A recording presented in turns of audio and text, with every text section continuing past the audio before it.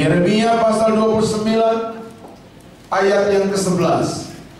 Yeremia 29 ayat 11. Sebab aku ini mengetahui rancangan-rancangan apa yang ada padaku mengenai kamu. Demikianlah firman Tuhan, yaitu rancangan damai sejahtera dan bukan rancangan kecelakaan, untuk memberikan kepadamu hari depan yang penuh harapan. Amin. Amin, saudara. Nah, saya mau beritahukan kepada setiap kita. Saya mendahului dengan pernyataan ini, dan saudara ingat betul dan dengar betul bahwa banyak manusia, bahkan juga banyak orang Kristen yang tidak luput dalam menghadapi hidup ini dengan cara yang apatis. Banyak manusia dan juga tidak sedikit manusia yang notabene tanda kutip beragama Kristen, yang mempercayai akan Tuhan Yesus sebagai Tuhan dan Juru Selamat. Cara menghadapi hidup ini dengan cara apatis. Apa itu apatis?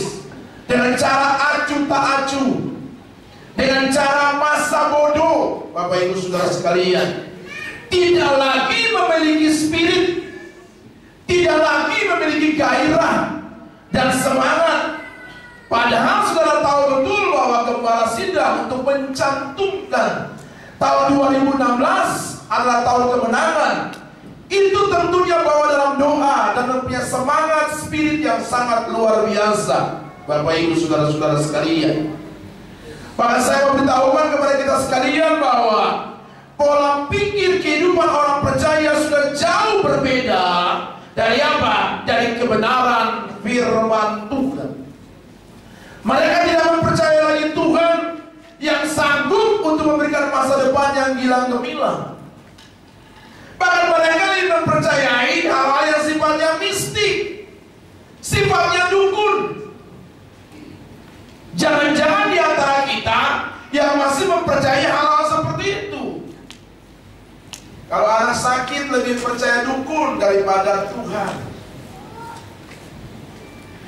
Nah, hal-hal seperti ini akan saya jelaskan dengan seksama. Sudah perhatikan betul bahwa sesungguhnya masa depan kita adalah tangan Tuhan. Dan masa depan kita pasti kilang gemilang, pasti hebat, pasti baik tentunya. Amin, saudara. Saudara percaya itu enggak? Amin. Nah, apakah orang Kristen masih mempercayai kekuatan-kekuatan gaib seperti ini? Masih banyak, saudara-saudara sekalian. Apakah banyak orang Kristen masih mempercayai dukun, hal-hal yang mistik yang seharusnya tidak kita percayai, dan kita harus mempercayai Tuhan di atas segala-galanya.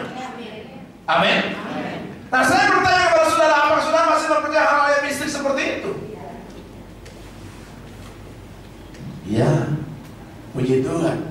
Saudara sudah menjadi jemaat di sini berapa tahun? 5 tahun. Saudara sudah ikutin gembala saudara sudah 5 tahun. Bersama-sama dengan pendeta Edi, bersama dengan saya juga 5 tahun. Makanya saya dapat sertifikat. Karena sama sudah 5 tahun. Puji Tuhan. Saya nggak ngerti lagi nanti dapat sertifikatnya, sertifikat yang 7 tahun atau 10 tahun. Biasanya 10 tahun. Nah, saudara, kita akan lihat dan kita buktikan ya, apakah saudara masih masuk dalam kategori mistik atau kategori orang yang tetap percaya Tuhan. Pak, buka sebentar dalam Imamat pasal 19 ayat 31, Pak. Sebelum saya masuk pada tema inti khotbah yang sesungguhnya. Imamat 19 ayat 31. Imamat 19 ayat 31. Iya. Janganlah kamu berpaling kepada arwah atau kepada roh-roh peramal. Janganlah kamu mencari mereka. Iya. Dan dengan demikian menjadi najis karena mereka. Akulah Tuhan Allahmu. Kalau kamu mencari mereka, kamu najis, kata Alkitab. Maka jangan mempercayai dukun, jangan mempercayai para mistik, jangan mempercayai paranormal. Tapi hendaknya saudara tetap mempercayai Tuhan. Amin. Amin, saudara. Lanjut, Pak. Imamat pasal 20 ayat yang ke-6. Supaya saudara jelas dulu baru saya masuk pada inti khotbah yang sederhana ini. Imamat pasal 20 Ayat yang ke-6. Orang yang berpaling kepada arwah atau kepada roh-roh peramal, yakni yang berzina dengan bertanya kepada mereka, Iya. aku sendiri akan menentang orang itu. Ulang Pak, aku sendiri apa? Aku sendiri akan menentang orang itu. Sekali lagi Pak. Aku sendiri akan menentang orang itu dan melenyapkan dia dari tengah-tengah bangsanya. Amin. Kalau saudara nggak percaya dukun, paranormal, lebih daripada Tuhan, Allah bilang begini, aku menentang kamu. Bahkan bukan saja menentang, aku akan melenyapkan kamu. Ini memberikan gambaran spiritnya apa? Apapun yang terjadi, saudara tetap harus mempercayai Tuhan. Amin, saudara. Amin. Di sini kan banyak latar belakang yang bukan Kristen mungkin. Saya harus tegas mengatakan ini. Kalau saudara masih mempercayai hal seperti itu, saudara akan ditentang oleh Allah. Masih mempercayai hal seperti itu, saudara ditentang oleh Allah. Dan bukan saja ditentang, Allah pasti melenyapkan saudara. Nah, dalam teks ini jelas bahwa kita harus mempercayai dan meletakkan Tuhan di atas segala-galanya. Amin, saudara. Dalam teks pembacaan kita yang baru saja dibacakan oleh Pak Hadi tadi, Imamat pasal 20 dan Imamat pasal 19 tadi, harus kita akui bahwa Yesus adalah segala-galanya dalam setiap kehidupan kita. Yang menjamin masa depan kita bukan dukun, yang menjadi masa depan kita bukan ketua sinode, yang menjadi masa depan kita bukan koordinator gereja, yang menjadi masa depan kita bukan kepala sidang, tapi yang menjamin masa depan kita yaitu siapa? Yesus Kristus Tuhan kita. Makanya sekali lagi Pak Handi baca Yeremia pasal 29 tadi ayat yang ke-11, itu jelas luar biasa sekali bagi setiap kehidupan kita.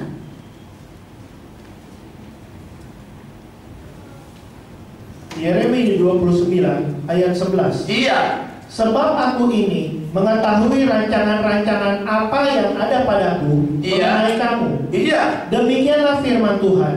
Aku mengetahui rancangan yang ada padaku mengenai kamu. Apa firmannya itu Pak Andi? Yaitu rancangan damai sejahtera. Itulah power yang Tuhan berikan kepada saudara. Damai sejahtera aku berikan kepadamu bukan seperti dunia berikan. Damai sejahtera yang dunia berikan, damai sejahtera sementara dan semu. Tapi Allah memberikan damai sejahtera yang sungguh luar biasa dan abadi. Cari damai sejahtera, nggak usah perlu kemana-mana. Cari di tempat ini, cari dalam Tuhan pasti dapat. Amin. Terus Pak. Dan bukan rancangan kecelakaan. Bukan rancangan kecelakaan. Kalau ada orang berkata bahwa kalau aku mengalami kecelakaan dari Tuhan itu salah dan keliru. Terus. Untuk memberikan kepadamu Masa depan. hari depan yang penuh harapan. Yang penuh dengan apa? Harapan. Pak, satu lagi firmannya Pak ya. Amsal Pak. Amsal 23 18 Pak.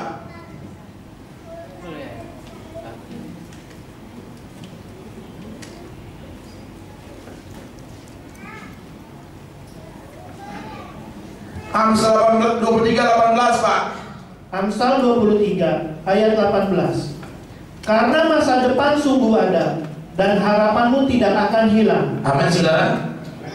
Saudara yakin nggak Tuhan kasih masa depan yang serius buat saudara, yang luar biasa bagi saudara, dan harapan itu tidak akan pernah hilang. Amin. Ini Amsal yang berkata loh saudara, karena masa depan itu sungguh apa? Saudara yakin nggak saudara masa depannya bagus nggak sih? Saudara yakin nggak sih tahun ini merupakan tahun kemenangan? Saudara yakin sih nggak sih saudara pasti diberkati Tuhan? Harus yakin dong. Saudara masih tidur kali ya? Tepuk dulu kiri kanan. Katakan gini, masa depan pasti ada. Ini tahun 2016 loh Bapak Ibu. Berubah sedikit cara mendengarkan firman Tuhan, semangat bergairah. Amin. Ini 2016 yang Bapak Gembala mencanangkan ini tahun kemenangan. Mana sih kemenangan yang sudah terima mana? Semangat dikit, jangan lesu, loyo. Semangat tahun 2016 ini harus semangat. Ini kita yang tua-tua kayak gini harus semangat. Saudara masih muda, loyo, letoy, lemas.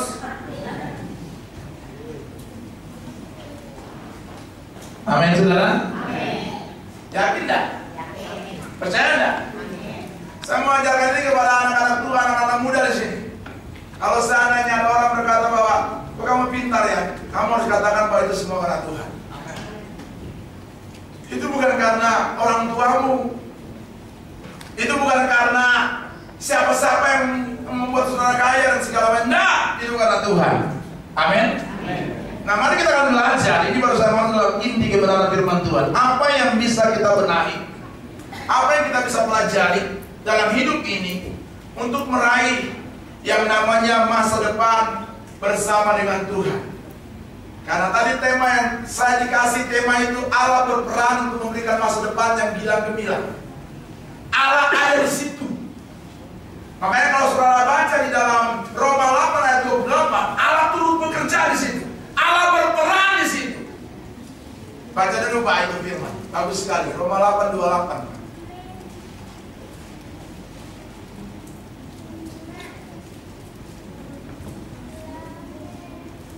Roma 8 ayat 28. Iya. Kita tahu sekarang kita bahwa apa Pak?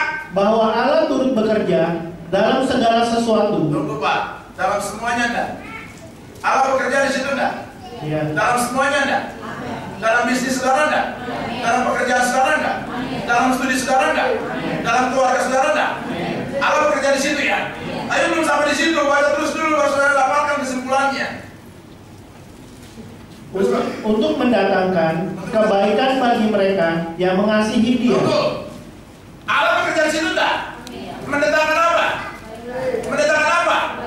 Kebaikan bagi mereka yang apa? Saya bertanya kepada saudara, saudara dikasih Tuhan enggak? Saudara mengasihi Tuhan enggak? Jangan jamin aja lu. Saudara mengasihi Tuhan enggak? Kalau saudara nggak mengasihi Tuhan, ini firman Tuhan tidak terjadi dalam hidup saudara. Karena Allah bilang ini, Allah turut bekerja dalam semuanya. Supaya apa? Datangkan kebaikan masa depan yang baik. Tapi apa? Bagi orang yang mengasihi Tuhan. Kalau engkau tidak mengasihi Tuhan, tidak berlaku keberapa firman Tuhan ini. Paham? Mengerti? Kalau engkau masuk dalam kategori orang yang mengasihi Tuhan, maka kenapa firman Tuhan bahwa Allah turut bekerja dalam segala perkara? Semuanya akan berhasil, semuanya akan indah, semuanya akan diberkati Tuhan. Kenapa? Kamu masuk dalam kategori orang yang mengasihi Tuhan. Tapi kalau kamu jahat, Allah nggak bisa masuk di situ. Allah nggak bisa berperan di situ. Allah nggak bisa menjaga hidup saudara. Kenapa? Kamu tidak mengasihi Tuhan. Amin, saudara. Amin. Ada banyak pendeta yang lupa ini kata ini. Mereka mengikuti begini, Allah bekerja. Amin. Allah mengasihi saudara. Amin. Nah, saya bertanya, dia lupa dengan perkataan ini. Bagi orang yang mengasihi Tuhan. Kalau engkau mengasihi Tuhan, nah firman Tuhan ini baru berlaku. Amin.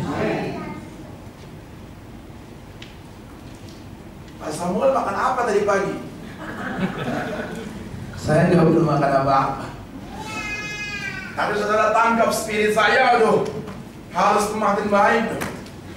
Kalau spirit saya di 2016 7, 2016 harus 8 dan 9.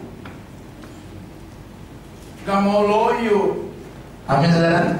Nah, kita akan bahas satu persatu. 3 saja saya akan bahas singkat-singkat dari kepada saudara. Apa yang bisa kita benahi?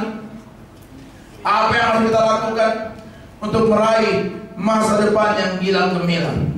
Yang pertama, tidak mudah menyerah dengan keadaan saudara. Katakan bersama dengan saya, tidak mudah menyerah dengan keadaan kita. Amin, saudara. Amin. Keadaan yang kita alami sebagai orang percaya, kadang-kadang kita juga mengalami krisis. Kadang-kadang kita juga mengalami goncangan. Ya enggak? Kadang-kadang kita mengalami masalah seperti itu kan? Seperti dunia berkata begini, kehidupan manusia itu tidak seperti orang yang masuk di jalan tol aja, bebas hambatan. Jalan tol sekarang aja sudah ada hambatan, macet pula. Kalau 5 tahun yang lalu jalan tolnya enak, tidak ada hambatan. 7 tahun yang lalu jalan tolnya enak, nggak ada hambatan. Sekarang pas jalan tol juga macet. Kita juga bisa mengalami apa namanya krisis, loh, saudara. Kita juga bisa mengalami apa namanya goncangan. Kita bisa mengalami itu. Tapi bedanya orang yang percaya harus punya prinsip, tidak boleh menyerah dalam segala situasi. Itu orang percaya, Pak. Tidak boleh menyerah. Ku tak akan menyerah. Ku tak akan menyerah. Apapun juga sebelum ku coba, semua yang ku bisa, hatiku berserah kepada kehendakmu. Hatiku percaya punya rencana. Tepuk tangan dulu. Sebelah sini pun ada hafal. Sebelah sini pun ada hafal. Nggak boleh menyerah dalam situasi yang bagus. Saudara ingat peristiwa Yusuf? Wah, dia diperlakukan tidak adil. Saudara baca dalam Kejadian pasal 37 sampai 39. Saudara baca, Yusuf disuruh cari saudara-saudaranya. Saudara-saudaranya akan yang bulus. Saudara-saudaranya tangkap Yusuf, masukin ke sumur. Bisa dibayangkan enggak? Tapi dia tetap kuat. Pada akhirnya dia juga tidak menyalahkan saudara-saudaranya. Yusuf cari saudara-saudaranya, tapi saudara-saudaranya mempunyai akal busuk, akal bulus. Mereka tangkap Yusuf, mereka masukin ke sumur. Setelah mereka angkat kembali ke sumur, dijual kepada pedagang Mesir.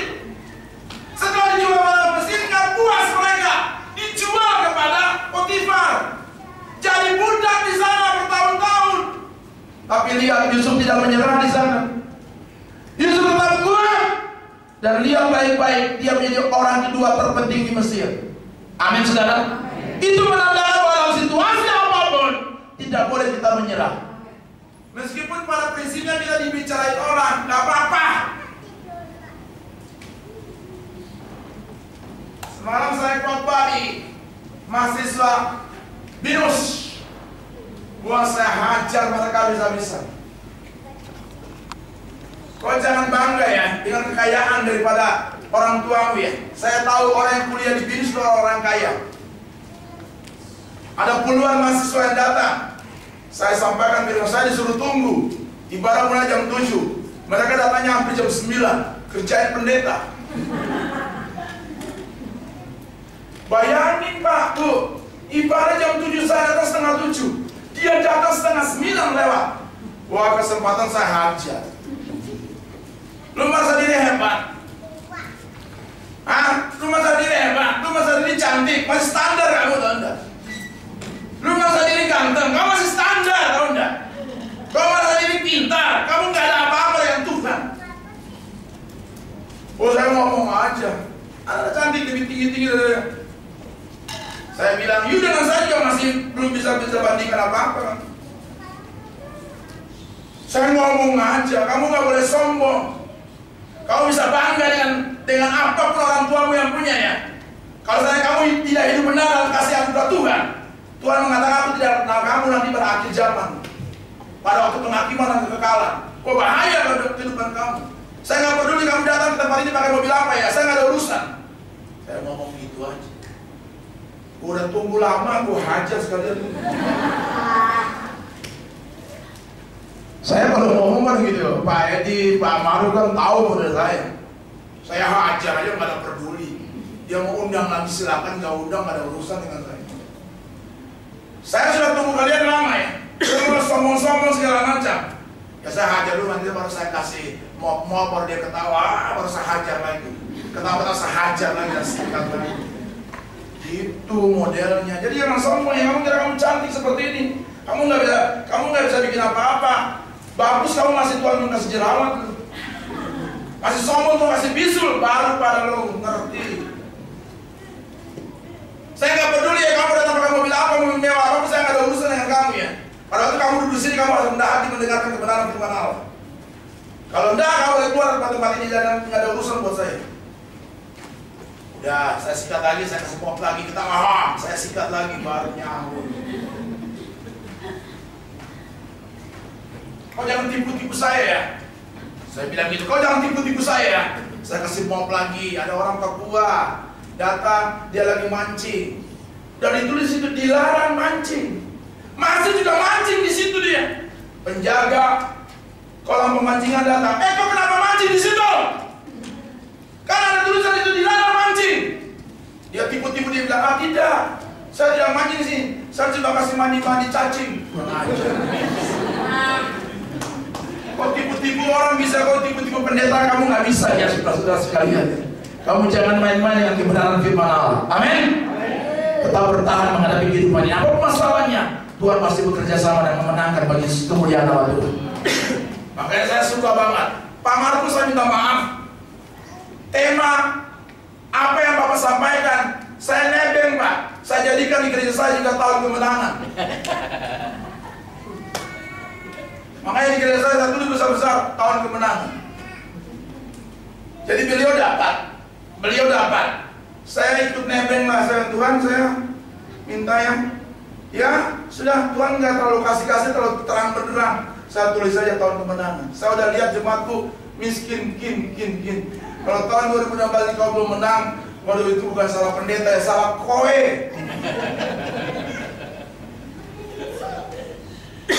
Dan saya bersyukur saya punya rekan-rekan pendeta yang luar biasa baik. Saya mau cerita kesaksian sedikit, saya belum minta terima kasih sampai saat ini dari Bapak Pendeta Markus. Karena gerejanya saya pakai untuk acara Natal tahun baru. Jemaatnya senangnya minta ampun, karena kan gereja kami kan tidak pakai AC. Gereja Pak Markus pakai AC, senang. Saya mau pinjam gereja Pak Edi tapi jauh banget di Grogol. Jadi pinjamnya di Bogor aja, saudara-saudara sekalian. Dan kami pinjam tanggal 9. Pekerja-pekerjanya baik, melayani kami luar biasa. Saya bersyukur dapat tempat yang kapasitas 160 dan luar biasa, temannya datang dan temannya bersukacita. Saya bilang jaga ini tempat baik-baik. Hujan besar. Waktu tanggal 9 Januari itu hujan besar. Saya bersukacita. Saya punya teman-teman yang baik. Saya mau pinjam, kalaupun saya pinjam tempatnya juga pasti bisa. Tapi persoalannya Bogor dan Jakarta terlalu jauh. Saya pinjamnya teman-teman. Dan di Bogor itu banyak pendeta, yang saya punya teman-teman banyak pendeta. Tapi tidak seperti pendeta Markus yang baik hati dan tidak sombong. Kasih tepuk tangan di Bogor. Tetap bertahan ya Bapak Ibu. Amin. Yesus bertahan dengan sedemikian rupa. Ayo, saya tahu kita semua punya masalah. Saya juga punya masalah. Gembala saudara punya masalah. Pendeta Edi beberapa tahun yang lalu saya juga dengarkan kesaksian luar biasa. Saya belum sampai kepada masalah-masalah yang mungkin diperhadapkan dengan mereka, tapi saya belajar, saya tetap bertahan. Mereka sudah cukup makan asam garam dalam punya pelayanan yang luar biasa. Mereka senior saya, tapi apapun yang mereka lakukan, mereka kerjakan, mereka dapat, saya terus pantau dan saya terus belajar untuk itu. Saya dengan pendeta Markus, saya dengan pendeta Edi, itu kami berbeda. Saya tahu mereka senior saya. Kami berbeda antara langit dan bumi. Pujilah Tuhan. Tapi saya belajar. Mereka adalah teladan saya yang saya coba untuk melihat pribadi, sifat dan segala macam yang ada. Supaya saya apa? Belajar supaya saya tidak salah dalam mengerungi pelayanan saya selanjutnya ke depan. Amin, saudara. Saya nggak ngerti saudara punya masalah apa, persoalan apa. Tetap berharap pada Tuhan. Jangan putus asa. Pada waktu ada masalah, saudara tetap kuat dalam Tuhan. Amin.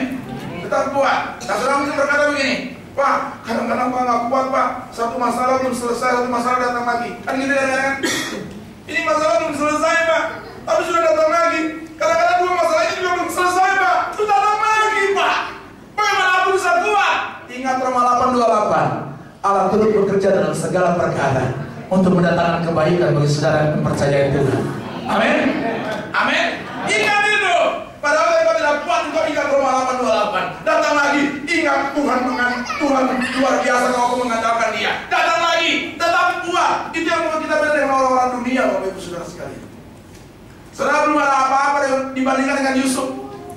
Saudara belum ada apa-apa dibandingkan dengan Paulus. Tapi mereka kuat. Mereka tidak menjual Yesus oleh karena penderitaan yang mereka hadapi.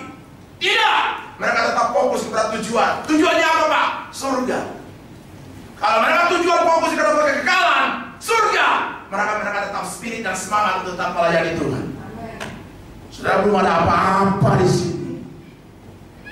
Tidak ada masalah apa-apa di sini. Sudah dengarkan bom Tamrin pun juga tidak terpengaruh di pantai Jakapung, bukan? Tidak ada. Sudah dengar apa yang terjadi di Grand Indonesia? Peristiwa Mirna dan Jessica tidak terjadi dalam keadaan saudara, kan? Saya terus ikut tuh, makan minum, dan itu masalah-masalah yang tidak kita duga. Itu bisa terjadi, siapapun bisa terjadi. Hati-hati dengan kehidupan ini. Teman baik datang, minum sedikit langsung. Itu antara Grand Indonesia sama Waluyo, itu rumah sakit Abdi Waluyo, itu cuma 10 menit loh. Tapi kalau Tuhan mau mengatakan selesai loh, nggak ada urusan. Dia orang baik, bapaknya sudah mau menyediakan perusahaan buat dia, tapi kalau Tuhan nggak selesai. Sekarang mau dicari-cari kan, lagi cari-cari buktinya kan. Ini kan saya yakin dia pasti jadi tersangka mungkin, karena celananya mungkin dihilangkan dan segala macam. Sekarang kita takut-takut minum kopi, takut ada asam segala macam. Kemarin saya minum S2 segala ada asamnya, saya kenapa asam nih? Biasanya kayak gini, Pak, mana asamnya? Langsung kita punya image, padahal saya minum S2 pakai leci dan segala macam. Pas saya minum biasa kan leci manis tuh, asam ya? Saya ingat peristiwa itu. Jangan-jangan enggak boleh. Karena saya tahu kita masih panjang. Meskipun umur kita udah tua tapi masih panjang. Saya punya pelayanan cukup banyak nih sampai bulan Desember, cukup banyak. Saya sudah bilang kan, mungkin sudah duluan, saya belakangan. Apa maksudnya? Matinya. Ataupun saya belakangan, saudara? Duluan. Tapi Tuhan masih mengasihi kita. Tetap bertahan ya, Pak. Amin. Jangan cuma masalah sedikitnya kamu mundur. Kamu nggak disalaman, nggak senyuminnya kamu mundur. Itu tahun 2015, Pak. Cuma masalah asal aman, nggak senyum, mundur. Baru masalah gitu kamu. Itu 2014 masih terjadi di sini tuh. 2014 masih terjadi di sini tuh. Nggak dibesuk, mundur. Nggak kayak gitu, itu 2013 ya. Itu 2012 ya. Nggak usah perlu dibesuk, nggak apa-apa. Tuhan pasti membesuk saudara. Saudara harus tahu di sini terbatas. Di sini terbatas, pelayan Tuhan juga terbatas. Pak Markus nggak bisa diandalkan, terlalu jauh rumahnya. Di Sunter, dia mesti ngurusin banyak Bogor segala macam. Tapi bersyukur aja. Yang penting saudara datang sini dikasih firman seperti kayak gini. Kan saya sudah bilang kan, apa yang saya sampaikan kepada saudara, saya nggak kasih dengan sendok, saya kasih dengan skop. Supaya lo muntah-muntah sekalian. Nah kalau kayak gini lo bandel, terlalu kamu. Saya sering dengar dari Ibu Agustin, saya sering dari Ibu Fatimah. Itu tahun 2013, nggak senyum ngambek. Ya itu dulu ya. Itu belum. Andai kata kami nggak senyumin, kan mesti ada orang lain yang mungkin juga lagi ngomong dengan beliau. Cuma kadang-kadang kasih makan kamu ngambek. Itu 2015 tahun lalu. 2016 semua smooth, senyum, amin. Senyum, amin. Tapi susah Pak, senyum. Kasih senyum dulu pada kiri kanan muka belakang. Kasih senyum. Amin saudara. Tetap bertahan menghadapi hidup ini. Karena bersama dengan Tuhan kita cangkep penanggung segala perkara. Kasih tepuk tangan yang mulia bagi Allah kita. Itu yang pertama. Yang kedua, haleluya. Kita akan melihat kedua, untuk mencapai masa depan yang gilang gemilang, saudara-saudara sekalian, mari kita lihat. Sebelum kita sampai kepada masalah yang kedua, saya ngajak saudara-saudara buka dulu referensi firman Tuhan dan Kejadian pasal 50 ayat yang ke-20, Pak. Kejadian 50 ayat 20, Pak. Sebelum masuk kepada pasal yang kedua, poin yang kedua. Kejadian 50 ayat 20. Iya. Memang kamu telah mereka-rekakan yang jahat. Kamu mereka-reka yang jahat kepada aku, tetapi Allah telah mereka-rekanya untuk kebaikan. Amin saudara. Cukup sampai situ aja Pak. Allah mereka-reka untuk kebaikan. Amin. Yusuf tidak dendam kepada orang-orang yang berbuat jahat kepadanya. Kenapa? Karena Yusuf tahu rencana Tuhan menjamin masa depannya. Amin, saudara. Belajar dari pribadi yang bernama Yusuf. Dia tidak dendam, disakiti, haleluya, diomongin, puji Tuhan, diledekin, glory, dibuat hal yang tidak menyenangkan, praise the Lord, segala macam. Luar biasa ini Yusuf, luar biasa. Masuk dalam penjara, puji Tuhan, kasih kesumur, haleluya, dijual kepada saudagar dari Mesir, puji Tuhan, dijual oleh istri Potifar, bang kamsya. Semuanya saudara-saudara sekalian luar biasa. Dia mengucap syukur. Dia tidak berbuat jahat kepada saudara-saudaranya, karena Yusuf tahu rencana Tuhan bagi dia ada rencana yang baik adanya. Amin, saudara. Saudara, kalau diomongin sama orang, tenang saja. Bila pembalasan bukan hak, Tuhan akan membalas sesuai dengan kapasitas. Kalau saudara balas, palingan dia gitu doang. Tapi kalau Tuhan balas, aku siong lu. Yang kedua, apa Pak? Selalu berdoa dan mengandalkan Tuhan dalam segala hal. Saudara tahu tokoh yang bernama Yabes? Pernah dengar itu nama? Ya bagaimana lu mau dengar? Gak pernah baca firman. Pernah dengar tokoh yang bernama Yabes? Dalam 1 Tawarik, Pak baca Pak, ayat 4, 9 dan 10.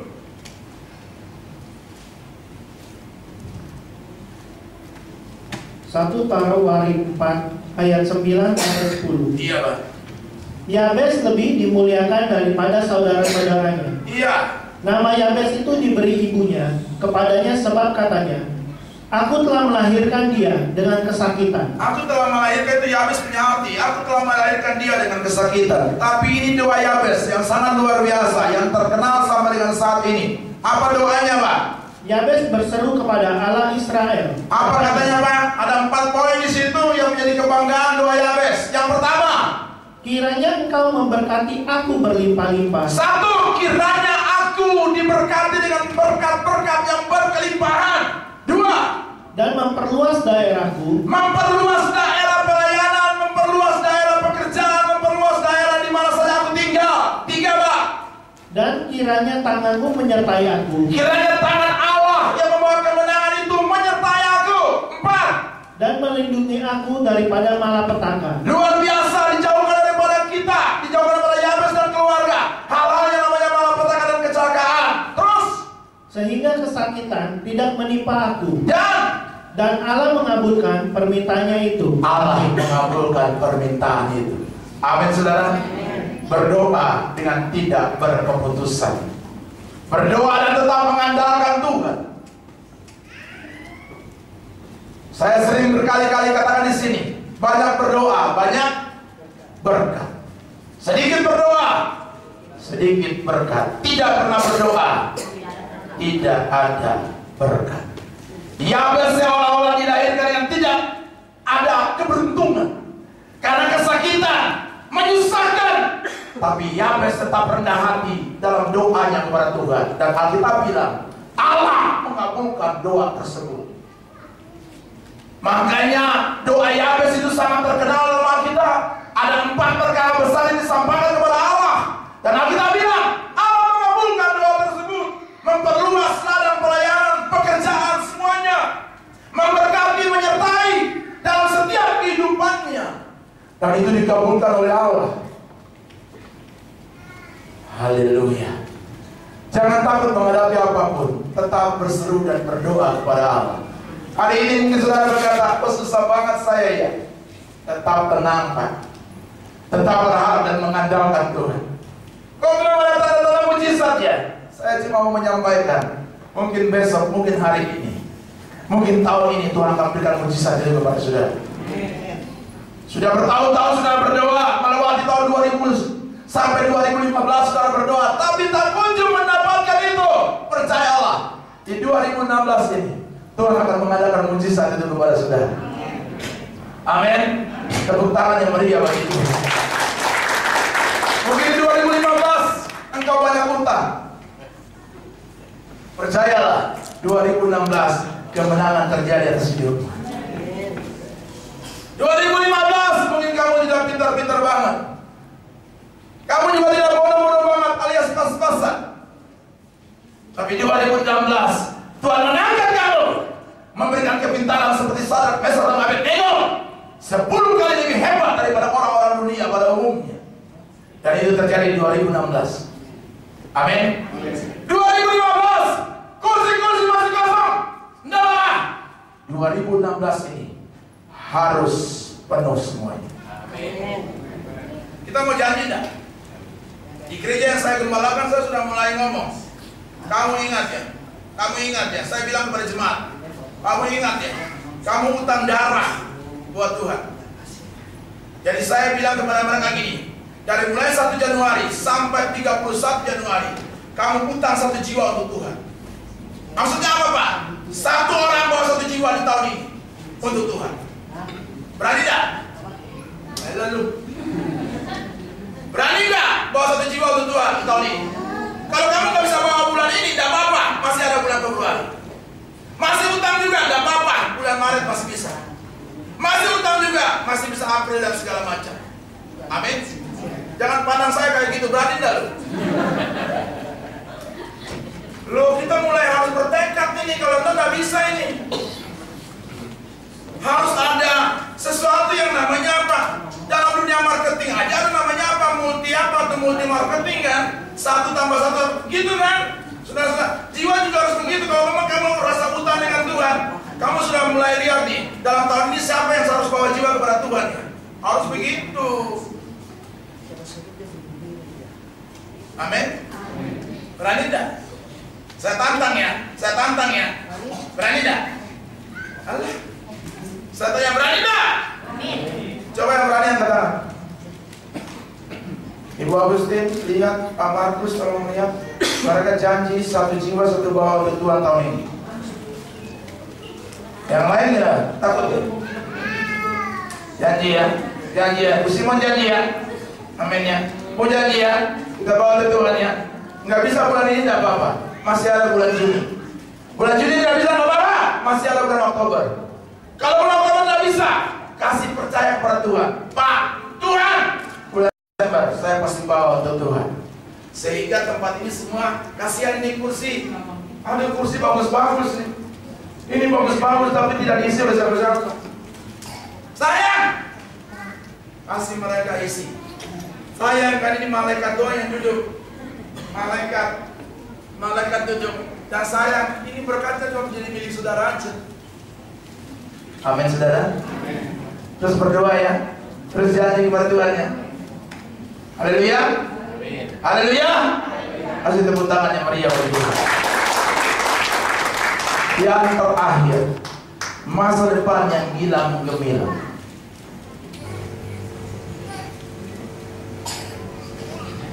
Lukas pasal 5 ayat 1 sampai dengan ayat yang ke-6.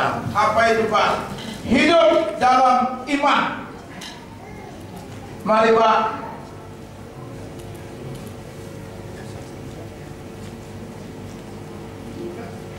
Lukas pasal 5 1 sampai 6. Lukas pasal 5 ayat 1 sampai 6.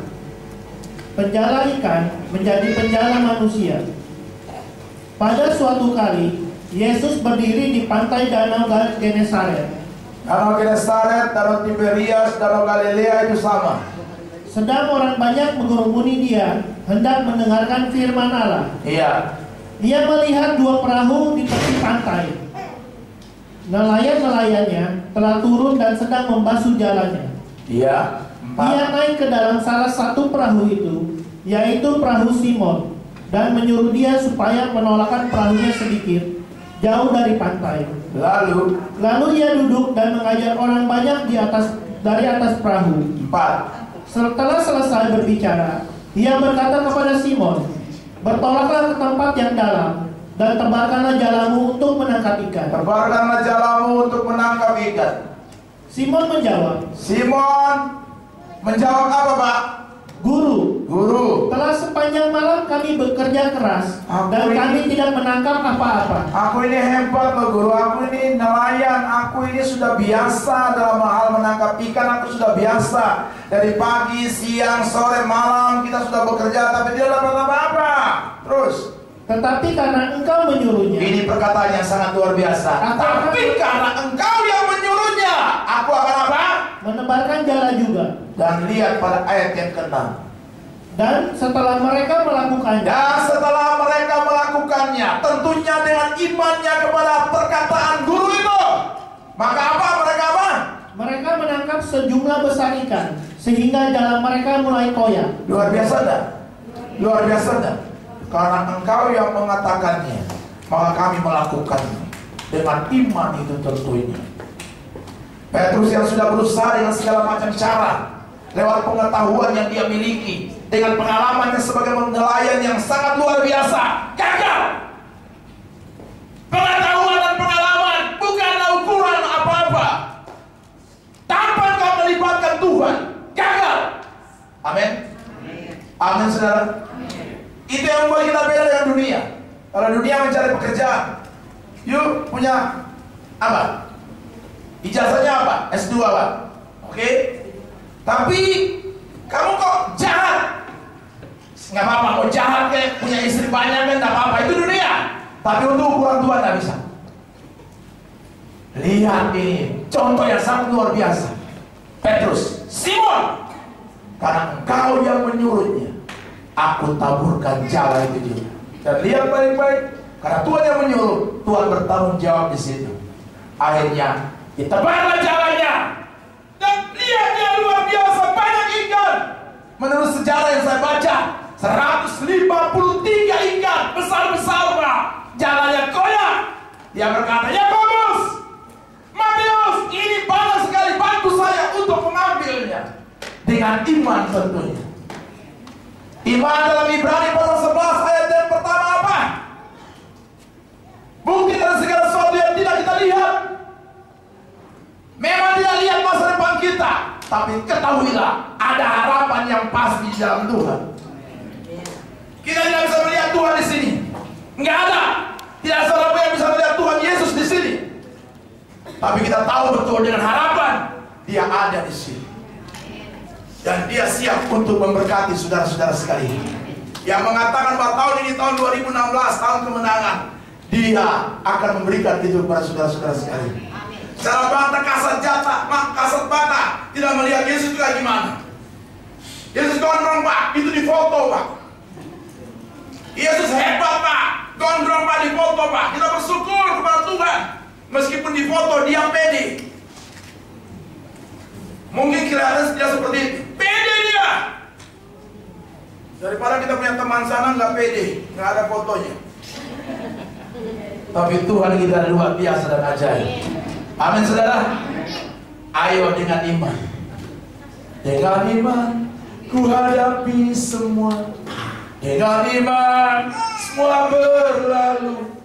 Gunung-gunung kesusahan, gunung-gunung pencobaan. Dengan imanku semua berlalu.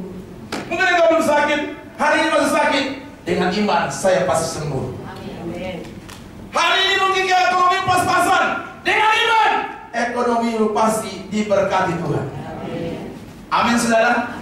3 langkah ini saudara lakukan dalam hidup saudara, sehingga kemenangan, sehingga masa depan yang gilang gemilang itu menjadi bahagia saudara-saudara sekalian. Selamat menikmati tahun kemenangan di 2016 ini, dan sampai berjumpa pada program selanjutnya. Tuhan memberkati saudara sekalian. Amin.